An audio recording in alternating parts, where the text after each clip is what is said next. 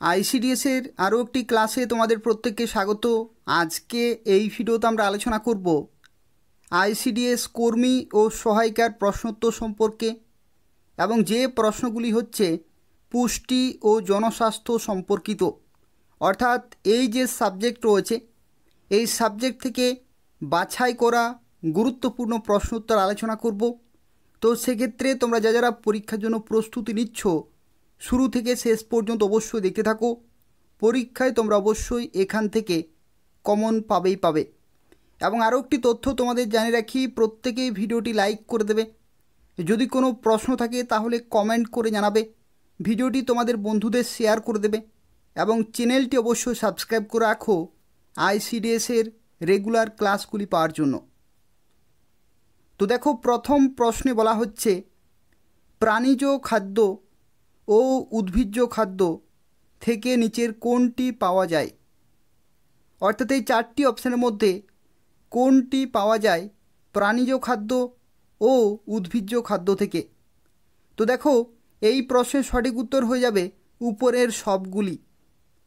অর্থাৎ প্রাণীজ খাদ্য ও উদ্ভিজ্জ খাদ্য থেকে খনিজ লবণ পাওয়া যায়, ফ্যাট পাওয়া যায় এবং প্রোটিন পাওয়া যায়। তো সেক্ষেত্রে অপশান ডি হচ্ছে এখানে কারেক্ট আনসার। অত্যন্ত গুরুত্বপূর্ণ প্রশ্ন, অবশ্যই তোমরা মনে রাখবে। খনিজ লবণ, ফ্যাট, প্রোটিন এগুলো প্রত্যেকটি পাওয়া যায় প্রাণীজ খাদ্য এবং উদ্ভিজ্জ খাদ্য থেকে। পরবর্তী প্রশ্ন, কোলেস্টেরল হলো একটি। কোলেস্টেরল কি? এই চারটি অপশানের মধ্যে সঠিক উত্তর হয়ে যাবে লিপিড। অপশান এ হচ্ছে এখানে কারেক্ট আনসার। অবশ্যই মনে রাখবে, কোলেস্টেরল হলো একটি লিপিড। পরবর্তী প্রশ্ন, গর্ভাবস্থায় মোট কত আয়রনের প্রয়োজন? গর্ভাবস্থায় মোট কত আয়রনের প্রয়োজন? তো দেখো, এই প্রশ্নের সঠিক উত্তর হয়ে যাবে 1000 mg বা মিলিগ্রাম। 1000 মিলিগ্রাম আয়রনের প্রয়োজন হয় গর্ভাবস্থায়। পরবর্তী প্রশ্ন, একটি শিশুর দৈনিক কত পরিমাণ ভিটামিন ডি প্রয়োজন? আরও একটি অত্যন্ত গুরুত্বপূর্ণ প্রশ্ন রয়েছে, এই প্রশ্নের সঠিক উত্তর কী হবে? একটি শিশুর দৈনিক কত পরিমাণ ভিটামিন ডি প্রয়োজন? তো দেখো, এই প্রশ্নের সঠিক উত্তর হয়ে যাবে 400 IU। 400 IU এটার ফুল ফর্ম কি? এটার ফুল ফর্ম হচ্ছে ইন্টারন্যাশনাল ইউনিট। ইন্টারন্যাশনাল ইউনিট যে ভিটামিন, সেই ভিটামিনের পরিমাণকে কিন্তু এই এককে প্রকাশ করা হয় 400 IU। অপশান সি হচ্ছে এখানে কারেক্ট আনসার। পরবর্তী প্রশ্ন, শিশুর বৃদ্ধির জন্য কোন খাবার প্রয়োজন? শিশুর বৃদ্ধির জন্য কোন খাবার প্রয়োজন? তো এই প্রশ্নের সঠিক উত্তর হয়ে যাবে প্রোটিনযুক্ত। প্রোটিনযুক্ত খাবার প্রয়োজন শিশুর বৃদ্ধির জন্য। অপশান বি হচ্ছে এখানে কারেক্ট আনসার। পরবর্তী প্রশ্নে বলা হচ্ছে কোন পুষ্টির ঘাটতির কারণে গলগণ্ড রোগ হয়? কোন পুষ্টির ঘাটতির কারণে গলগণ্ড রোগ হয়? তো এই প্রশ্নের সঠিক উত্তর হয়ে যাবে আয়োডিন। অপশান এ হচ্ছে এখানে কারেক্ট আনসার। এরপর দেখো, পরবর্তী প্রশ্নে বলা হচ্ছে প্রোটিনের সবচেয়ে প্রধান উৎস কোনটি? অর্থাৎ এই চারটির মধ্যে সবচেয়ে প্রধান উৎস প্রোটিনের কোনটি হবে? তো দেখো, এই প্রশ্নের সঠিক উত্তর হয়ে যাবে সয়াবিন। সয়াবিন। অপশান এ হচ্ছে এখানে কারেক্ট আনসার। অবশ্যই তোমরা মনে রাখবে, এই প্রশ্নটি কিন্তু পরীক্ষায় আসে। অত্যন্ত গুরুত্বপূর্ণ প্রশ্ন রয়েছে তোমাদের পরীক্ষার জন্য। পরবর্তী প্রশ্ন, ভেরিসেলা ভ্যাকসিন এর অপর নাম কি? ভেরিসেলা ভ্যাকসিনের অপর নাম কি? তো দেখো, এই প্রশ্নের সঠিক উত্তর হয়ে যাবে chicken pox vaccine. Chicken pox ভ্যাকসিনকে কিন্তু ভেরিসেলা ভ্যাকসিন বলা হয়। অপশান সি হচ্ছে এখানে কারেক্ট আনসার। এরপর দেখো, আরও একটি অত্যন্ত গুরুত্বপূর্ণ প্রশ্ন, যেখানে বলা হচ্ছে জরায়ুর ক্যান্সার, যাকে বলা হয় সার্ভিক্যাল ক্যান্সার। তো জরায়ুর ক্যান্সার প্রতিরোধে কোন টিকা ব্যবহার করা হয়? এই চারটির মধ্যে কোন টিকা ব্যবহার করা হয় জরায়ুর ক্যান্সার প্রতিরোধে? তো দেখো এই প্রশ্নের সঠিক উত্তর হয়ে যাবে এইচপিভি ভ্যাকসিন। এইচপিভি ভ্যাকসিন, এই যে ভ্যাকসিনটি রয়েছে বা এইচপিভি রয়েছে, এটার ফুল ফর্ম কি? এটার ফুল ফর্ম হচ্ছে human papilloma virus. Human papilloma virus vaccine, এটার ফুল ফর্মও কিন্তু তোমাদের পরীক্ষা আসতে পারে, অবশ্যই তোমরা মনে রাখবে হিউম্যান পেপিলোমা ভাইরাস। দেখো পরবর্তী প্রশ্নে বলা হচ্ছে ডায়রিয়া নিয়ন্ত্রণে কোন টিকা ব্যবহার করা হয়? এই প্রশ্নের সঠিক উত্তর কী হবে? তো তোমরা অবশ্যই মনে রাখবে ডায়রিয়া নিয়ন্ত্রণের ক্ষেত্রে যে টিকা দেয়া হয় সেটির নাম হচ্ছে rota virus vaccine. Rota virus vaccine বা টিকা, অপশান সি হচ্ছে এখানে কারেক্ট আনসার। তো দেখো পরবর্তী প্রশ্নে বলা হচ্ছে পিত জ্বরের ভ্যাকসিনের নাম কি? এখানে একটি তথ্য তোমাদের জানিয়ে রাখি, এই যে পিত জ্বর বলা হচ্ছে এটিকে ইংলিশে বলা হয় ইয়েলো ফিভার।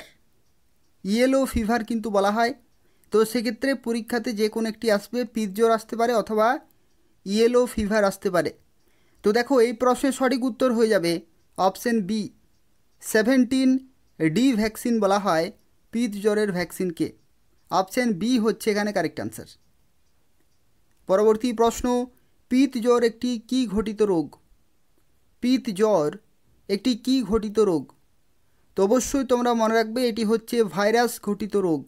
ভাইরাস ঘটিত রোগ হচ্ছে পিত জ্বর। পরবর্তী প্রশ্ন, উচ্চ তাপ প্রতিরোধী ভ্যাকসিন কোনটি? আরও একটি অত্যন্ত গুরুত্বপূর্ণ প্রশ্ন, উচ্চ তাপ প্রতিরোধী ভ্যাকসিন কোনটি? তো তোমরা অবশ্যই মনে রাখবে উচ্চ তাপ প্রতিরোধী ভ্যাকসিন হচ্ছে টিটি ভ্যাকসিন। টিটি ভ্যাকসিনের ফুল ফর্ম কি? এই ভ্যাকসিনের ফুল ফর্ম হচ্ছে tetanus toxoid. Tetanus toxoid vaccine, এটা উচ্চ তাপ প্রতিরোধী ভ্যাকসিন। অপশান ডি হচ্ছে এখানে কারেক্ট আনসার। পরবর্তী প্রশ্ন, শিশুকে কখন হামের টিকা দেওয়া হয়? অর্থাৎ সর্বপ্রথম কখন বা কোন সময় বা কত বয়সে হামের টিকা দেওয়া হয়? তো দেখো এই প্রশ্নের সঠিক উত্তর হয়ে যাবে 9 মাসে। যখন 9 মাস বয়স হয় তখন প্রথম শিশুকে হামের টিকা দেওয়া হয়। অবশ্যই তোমরা মনে রাখবে, অত্যন্ত গুরুত্বপূর্ণ রয়েছে। এবং এখানে একটি তথ্য তোমরা মনে রাখবে, এই যে হামের টিকা এটিকে বলা হয় MMR। সেই টিকাটির নাম কি? MMR। প্রথমের এম, এটার ফুল ফর্ম কি? এটার ফুল ফর্ম হচ্ছে মিজেলস। মিজেলস, মিজেলস শব্দের অর্থই হচ্ছে হাম। তার পরবর্তী এমের অর্থ কি? মামস। মামস হচ্ছে একটি রোগ। এবং তারপরে হচ্ছে রুবেলা। এই যে MMR যে টিকা, এই টিকার মাধ্যমে 3টি রোগ প্রতিরোধ করা সম্ভব। 3টি রোগ প্রতিরোধ করা সম্ভব, একটি হচ্ছে মিজেলস বা হাম, তারপরে হচ্ছে মামস এবং তারপরে হচ্ছে রুবেলা। ঠিক আছে, তো MMR যে ভ্যাকসিন সেটি দেওয়া হয় শিশুর যখন 9 মাস বয়স হয়। অপশান সি হচ্ছে এখানে কারেক্ট আনসার। পরবর্তী প্রশ্নে দেখো বলা হচ্ছে প্রসব পূর্ব মাকে দেওয়া টিটি ভ্যাকসিনের 2টি ডোজের মধ্যে ন্যূনতম ব্যবধান হওয়া উচিত। অর্থাৎ প্রসব পূর্ব মাকে যখন টিটি ভ্যাকসিন দেয়া হয়, টিটেনাস টক্সয়েড ভ্যাকসিন, তখন যে 2টি ডোজ দেয়া হয় সে 2টি ডোজের ন্যূনতম ব্যবধান কত হওয়া উচিত? অত্যন্ত গুরুত্বপূর্ণ প্রশ্ন। এবং দেখো এই প্রশ্নের সঠিক উত্তর হয়ে যাবে 1 মাস। 1 মাস হবে এখানে কারেক্ট আনসার। এই যে 2টি ডোজ, সে 2টি ডোজের ন্যূনতম ব্যবধান হওয়া উচিত 1 মাস। পরবর্তী প্রশ্ন, শিশুকে দেওয়া ট্রিপল ভ্যাকসিন ডিপিটি কোন রোগের বিরুদ্ধে প্রতিরোধ ক্ষমতা তৈরি করে বা কোন কোন রোগের বিরুদ্ধে প্রতিরোধ ক্ষমতা তৈরি করে? ডিপিটি ভ্যাকসিন যদি তোমরা ফুল ফর্ম জানো তাহলে অবশ্যই এটার উত্তর তোমরা করতে পারবে। তো দেখো এখানে তোমরা মনে রাখবে ডিপিটি এই যে রয়েছে ডিপিটি ভ্যাকসিন, এই ডিপিটির ফুল ফর্ম কি?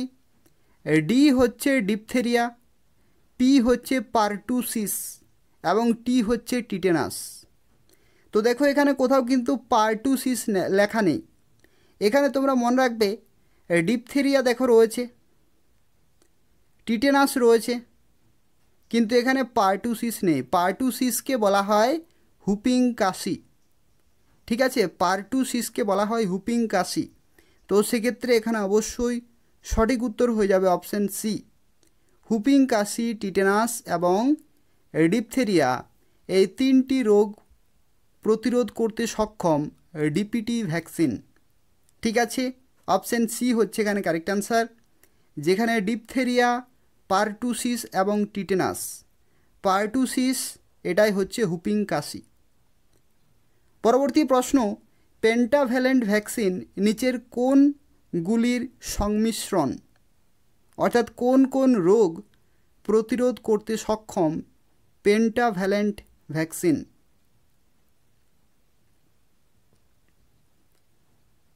তো দেখো এই প্রশ্নের সঠিক উত্তর হয়ে যাবে,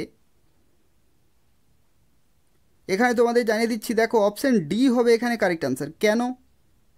তার কারণ হচ্ছে, দেখো তোমরা মনে রাখবে এই যে পেন্টাভ্যালেন্ট ভ্যাকসিন রয়েছে, এই ভ্যাকসিনের দ্বারা টোটাল 5টি রোগ প্রতিরোধ করা সক্ষম। 5টি রোগ প্রতিরোধ করা সক্ষম কি কি? দেখো এখানে ডিপিটি বলা হয়েছে, ডিপিটি অর্থাৎ ডিপথেরিয়া, পারটুসিস অর্থাৎ হুপিং কাশি এবং টিটেনাস, টোটাল 3টি হচ্ছে। ডিপিটির ক্ষেত্রে 3টি হচ্ছে টোটাল। হ্যাপাটাইটিস বি 4টি এবং এইচআইভি রয়েছে, এইচআইভি নয়, ঠিক আছে, এইচআইভি। তো এইচআইভি হচ্ছে, এটার ফুল ফর্ম হচ্ছে হিমোফিলিয়া ইনফ্লুয়েঞ্জা টাইপ বি। তো সেক্ষেত্রে তোমরা বুঝতে পারছো যে হিমোফিলিয়া যে রোগটি রয়েছে সেই রোগ প্রতিরোধ করতে সক্ষম। তো সেক্ষেত্রে এই যে অপশান ডি এটা কিন্তু কারেক্ট আনসার হয়ে যাবে। পেন্টাভ্যালেন্ট ভ্যাকসিনের মাধ্যমে টোটাল 5টি রোগ প্রতিরোধ করা সক্ষম। একটি হচ্ছে হুপিং কাশি, টিটেনাস, ডিপথেরিয়া, হ্যাপাটাইটিস বি এবং হিমোফিলিয়া। অবশ্যই তোমরা মনে রাখবে যে সমস্ত ইনফরমেশনগুলো আমি তোমাদের জানিয়ে দিচ্ছি এগুলো অবশ্যই তোমরা মনে রাখবে। বিভিন্ন দিক থেকে ঘুরিয়ে প্রশ্নগুলো কিন্তু আসতে পারে। তো সেক্ষেত্রে যদি তোমরা 5টি রোগ পেন্টাভ্যালেন্ট ভ্যাকসিনের মাধ্যমে যে 5টি রোগ প্রতিরোধে সক্ষম সেই রোগগুলো যদি তোমরা মনে রাখতে পারো তাহলে বিভিন্ন ধরনের যে ঘুরিয়ে কোশ্চেনগুলো হয় সেগুলোর আনসার তোমরা দিতে পারবে। ঠিক আছে, অবশ্যই তোমরা মনে রাখবে হুপিং কাশি, টিটেনাস, ডিপথেরিয়া, হ্যাপাটাইটিস বি এবং হিমোফিলিয়া। পরবর্তী প্রশ্ন, নিচের কোনটি প্রথম রিকম্বিনেন্ট ভ্যাকসিন? আরও একটি অত্যন্ত গুরুত্বপূর্ণ প্রশ্ন, প্রথম রিকম্বিনেন্ট ভ্যাকসিন কোনটি? তো দেখো এই প্রশ্নের সঠিক উত্তর হয়ে যাবে hepatitis B, recombinant vaccine hepatitis B. Option C হচ্ছে এখানে কারেক্ট আনসার। পরবর্তী প্রশ্ন, দূষিত জল পান করলে নিচের কোন রোগ হয় না? কি বলা হয়েছে? হয় না। দূষিত জল পান করলে নিচের কোন রোগ হয় না? তো দেখো এই প্রশ্নের সঠিক উত্তর হয়ে যাবে ডিপথেরিয়া। ডিপথেরিয়া রোগটি কিন্তু হবে না দূষিত জল পান করলে, বাকিগুলো হবে। টাইফয়েড হবে, আমাশয় হবে এবং হ্যাপাটাইটিস কিন্তু বিভিন্ন ধরনের রয়েছে এবং এক ধরনের যে হ্যাপাটাইটিস সেটা কিন্তু দূষিত জল পান করলে হয়ে থাকে। তো সেক্ষেত্রে এখানে অপশান বি হচ্ছে কারেক্ট আনসার। পরবর্তী প্রশ্ন, ট্রাকোমা রোগটি কিসের সাথে যুক্ত বা সম্পর্কিত? ট্রাকোমা, তো অবশ্যই তোমরা মনে রাখবে ট্রাকোমা হচ্ছে চোখের একটি রোগ। চোখের একটি রোগ হচ্ছে ট্রাকোমা। অপশান এ হচ্ছে এখানে কারেক্ট আনসার। এরপর দেখো পরবর্তী প্রশ্নে বলা হচ্ছে নিচের কোনটি একটি সংক্রামক রোগ? এই 4টির মধ্যে সংক্রামক রোগ কোনটি? তো অবশ্যই তোমরা মনে রাখবে সংক্রামক রোগ কোনটি, সেটি হচ্ছে হুপিং কাশি। কিছুক্ষণ আগেই আমি তোমাদের বললাম যে হুপিং কাশি হচ্ছে পারটুসিস। এই যে হুপিং কাশি বা পারটুসিস এটাই হচ্ছে সংক্রামক রোগ, কিন্তু ডায়াবেটিস সংক্রামক নয়, উচ্চ রক্তচাপ সংক্রামক নয়, কোয়াশিওরকর যেটি শিশুদের ক্ষেত্রে হয় সেটাও কিন্তু সংক্রামক নয়। এখানে পারটুসিস হচ্ছে কারেক্ট অ্যান্সার। পরবর্তী প্রশ্ন, টিকা দিয়ে কোন রোগ নিয়ন্ত্রণ করা যায় না? এগুলো এক একটি অত্যন্ত গুরুত্বপূর্ণ প্রশ্ন রয়েছে, তো সেক্ষেত্রে অবশ্যই তোমরা মনে রাখবে এবং তোমাদের প্রত্যেককে রিকোয়েস্ট করব যারা ভিডিওটি দেখছো অবশ্যই লাইক করে দেবে, শেয়ার করে দেবে এবং চ্যানেলটি সাবস্ক্রাইব করে রাখো আইসিডিএসের রেগুলার ক্লাসগুলি পাওয়ার জন্য। তো দেখো, টিকা দিয়ে কোন রোগ নিয়ন্ত্রণ করা যায় না, এই প্রশ্নের সঠিক উত্তর হয়ে যাবে অ্যানিমিয়া। অ্যানিমিয়া এমন একটি রোগ যেটি টিকা দিয়ে নিয়ন্ত্রণ করা যায় না, কিন্তু বাকি দেখো পোলিও ভ্যাকসিন আছে, হামের ক্ষেত্রে ভ্যাকসিন আছে, ডিপথেরিয়ার ক্ষেত্রে ভ্যাকসিন আছে, কিন্তু অ্যানিমিয়ার ক্ষেত্রে টিকা দিয়ে রোগ নিয়ন্ত্রণ করা যায় না। পরবর্তী প্রশ্ন থেকে বলা হচ্ছে নিচের কোনটি স্বাস্থ্যকর জীবনধারা নয়? কি বলা হয়েছে? নিচের কোনটি স্বাস্থ্যকর জীবনধারা নয়? তো দেখো, প্রথমেই বলা হচ্ছে সকালে নিয়মিত হাঁটা, এটা স্বাস্থ্যকর জীবনধারা, তো সেক্ষেত্রে এটা হবে না যেহেতু নয় বলা হয়েছে। পরবর্তী দেখো বলা হয়েছে উচ্চ চর্বিযুক্ত মশলাদার এবং তৈলাক্ত খাবারের ব্যবহার, এটা কিন্তু স্বাস্থ্যকর জীবনধারার মধ্যে পড়ছে না, তো যেহেতু পড়ছে না সেহেতু এটাই কারেক্ট অ্যান্সার হয়ে যাবে। এবং দেখো পরবর্তী বলা হয়েছে মাদক থেকে বিরত থাকা, এটা কিন্তু স্বাভাবিক স্বাস্থ্যকর জীবনধারা, তো সেক্ষেত্রে এটা হবে না। ব্যক্তিগত স্বাস্থ্যবিধি সম্পর্কে যত্ন হওয়া, এটাও হবে না। এখানে বলা হয়েছিল কি জীবনধারা নয়, তো সেক্ষেত্রে অপশন বি হচ্ছে এখানে কারেক্ট অ্যান্সার। পরবর্তী প্রশ্ন, মানুষের খাদ্যে নিকোটিনিক অ্যাসিডের অভাবে কি রোগ হয়? একটু ঘুরিয়ে প্রশ্নটি দিয়েছে, কিভাবে ঘুরিয়ে দিয়েছে দেখো, এখানে বলা হয়েছে নিকোটিনিক অ্যাসিড, এটা কি? এটা তোমাদের কিন্তু জানতে হবে। দেখো, এটা হচ্ছে নিয়াসিন, যে নিয়াসিন থাকে সেই নিয়াসিনের অপর নাম হচ্ছে নিকোটিনিক অ্যাসিড। এবং নিয়াসিন আসলে কি? নিয়াসিন হচ্ছে ভিটামিন B3, ভিটামিন B3 হচ্ছে নিয়াসিন, ঠিক আছে?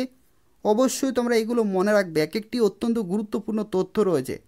নিকোটিনিক অ্যাসিড হচ্ছে নিয়াসিন এবং নিয়াসিন হচ্ছে ভিটামিন B3, অর্থাৎ এখানে বলতে চেয়েছে যে মানুষের খাদ্যে ভিটামিন B3-র অভাবে কি রোগ হয়? তো তোমরা অনেকেই জানো এটার অভাবে হয় পেলেগ্রা।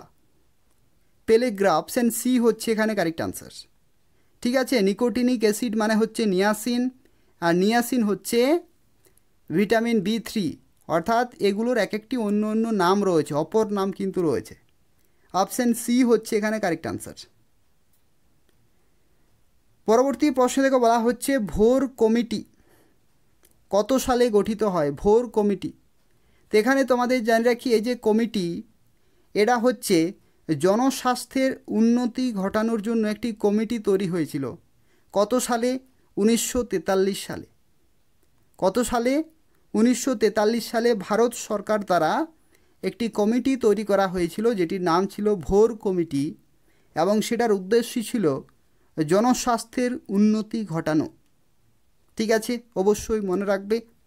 তো এই ছিল 25টি গুরুত্বপূর্ণ প্রশ্নোত্তর, যেগুলি তোমাদের আইসিডিএস কর্মী ও সহায়িকা এই দুইটি পোস্টের জন্য অত্যন্ত গুরুত্বপূর্ণ রয়েছে। তো সেক্ষেত্রে যারা পরীক্ষার জন্য প্রস্তুতি নিচ্ছ এই প্রশ্নগুলি বারবার প্র্যাকটিস করবে, এবং তার সাথে সাথে তোমাদের প্রত্যেককে রিকোয়েস্ট করব যারা ভিডিওটি দেখছো অবশ্যই তোমরা লাইক করে দেবে, শেয়ার করে দেবে এবং চ্যানেলটি অবশ্যই সাবস্ক্রাইব করে রাখো আইসিডিএসের রেগুলার ক্লাসগুলি পাওয়ার জন্য। ধন্যবাদ।